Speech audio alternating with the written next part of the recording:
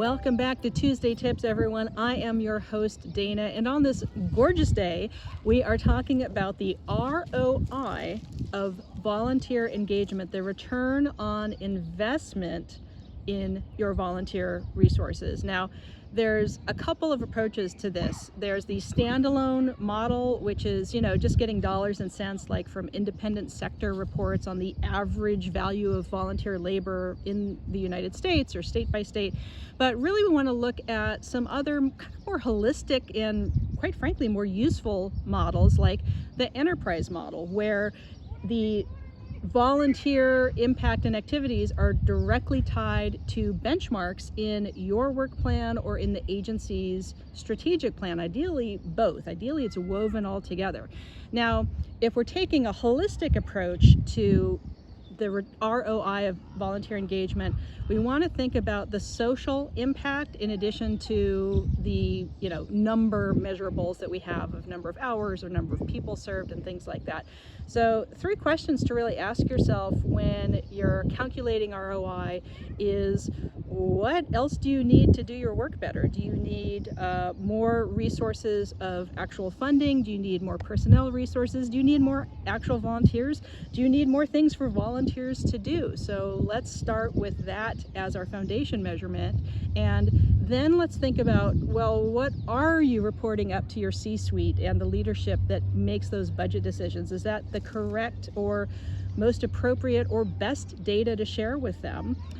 If you're not sure what other information to share with the C-suite to help resource your department, then start to brainstorm around that. Then start to think about what other data are you getting, and maybe take a look through the lens of another department in your agency. Work closely with development or marketing or education or even human resources, and they might have some measurement tools and some ways of communicating things at budget meeting time that can be very, very helpful to you.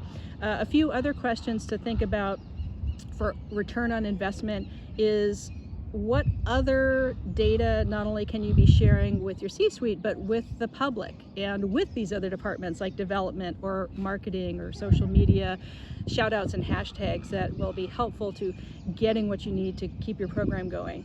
And for certain industries, especially healthcare and human services, there are some really, really strict, very complicated metrics that you must report. So example, do you know what's being reported on the IRS Form 990 report? If you don't have that information, that might be helpful to knowing what else you can start to measure in your volunteer activities and the mission impact of your agency. And also, if you're sharing the right kind of stories and storytelling factor. Are you just doing raw numbers and reporting that up, and there's no emotion or personal experience or life-changing moments attached to it? That may not be as persuasive as using our copious storytelling and people and relationship building skills that we have as leaders of volunteers. Now, there's already a lot of great ROI for volunteer engagement calculators. I'll link them in the comments below. I also did a wonderful webinar on this exact topic, big deep dive with some colleagues of mine. I'll put that link down there as well. And as always, hope you enjoyed the Tuesday tips and the great outdoors and all of the extra noise that comes with it. And we'll see you next time.